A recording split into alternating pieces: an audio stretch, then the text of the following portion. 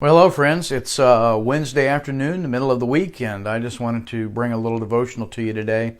But before I get to that, I want to address something that's come up a couple times in the last couple weeks, and that is questions that I received about. I see the videos that you've been doing throughout this social distancing thing, and I'm noticing, Randy, that your hair doesn't seem to change a whole lot. In fact, after the sermon last week, we had a friend of ours, Lori, that posted in the comments. She said, what's the deal with your hair? It looks the same from week to week. Do you have like a barber that you're hooked in with, or some stylist or something? I'm not a celebrity, right? I'm not a celebrity. I have to deal with my hair just like you guys do. So no connections there. Nobody coming over the house secretly in the middle of the night, cutting my hair. Not happening. But I did discover an app for my phone that I loaded onto the phone. And basically what it does, and I don't know all the details how it works, but you take a picture whenever you want to start this thing. You take a picture of your face, and it captures your hair and hairstyle, and then it saves that. So then when you go back to the app to do a video or a photo, it will actually pull in using, I guess, algorithms and maybe some artificial intelligence. I don't know. But all your videos and photos from that point on will have that same hair look and style to it. It's kind of crazy how it works. But I tell you, there's a downside to it because it's real finicky. And I can't tell you the number of times that I've started to do a video and I had to stop and go back and restart because it glitches up somewhere. It's really kind of annoying. So I've decided to do away with the app, not do that anymore. In fact, I should have done it before I started this video today. But so in fact, I think what I'll do is turn the app off right now, and then come back and we can get into the devotional, and that way I know that it's not going to stall on me or stop or anything like that. So give me just a second, because what I got to do is go to the phone, and I got to make a couple different things here on the phone to stop it from working, keep it from doing what it's doing naturally. And if I hit the phone, I'm sorry if it vibrates a little bit, gets a little fuzzy. Okay, I think I've got it. Pretty sure that's right. All right, thanks for sticking with me there. So I turned the app off, and basically this is what I have. This is what's been happening over the last few weeks, and as you can see, it has definitely grown, and I feel for you guys that are in the same boat. You can't get to the barber, you can't get to your beauty shops and style and get your hair fixed up and stuff. So what I'm hoping is that after this is all over, this Corona thing, that I can get into a salon or something and maybe have them put a little lift in it, just to give it a little body or something. But in the meantime, this is what I'm dealing with. So I feel for you guys, I really do. And we can get it all over. I can get to the shop, see what they can do with it. But anyway, so got that out of the way, and brought you up to speed on what's going on there. All right, well, enough of that, because those things itch.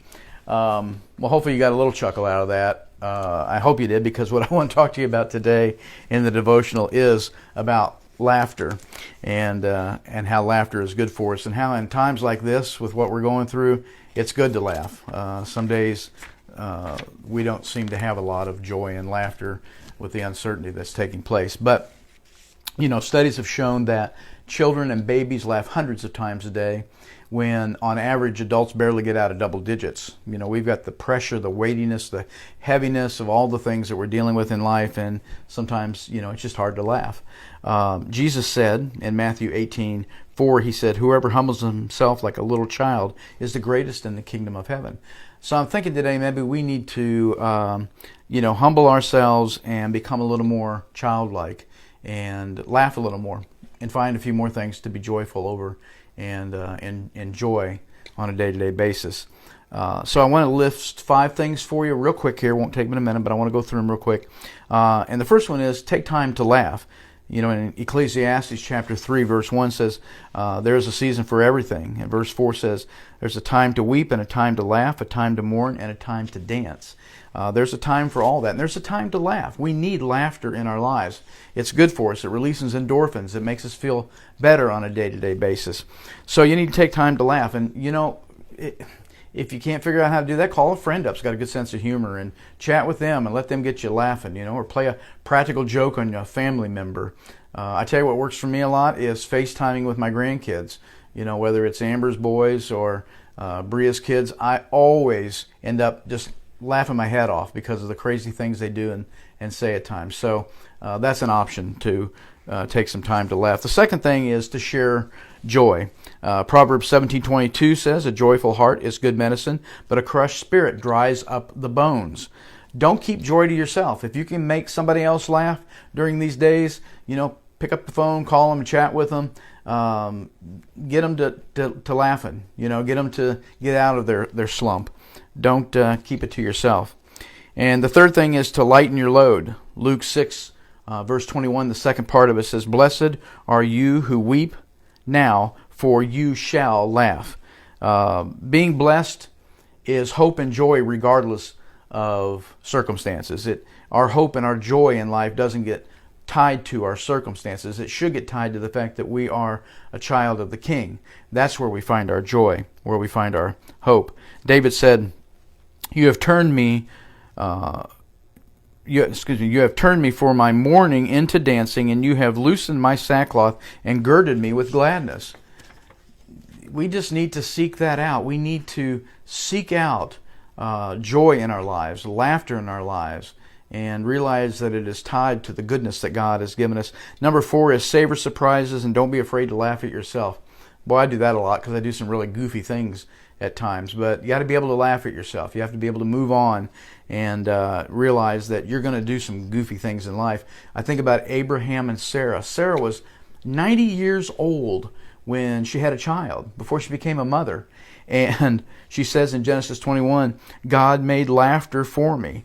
I mean, she laughed out of pure joy. Here she is at 90 years old. She's going to be a mother for the first time. All she could do was to laugh out of the joy that God was bringing into her life. And number 5, expect great things. Psalm 126 verse 2 says, "Then our mouth was filled with laughter and our tongue with shouts of joy.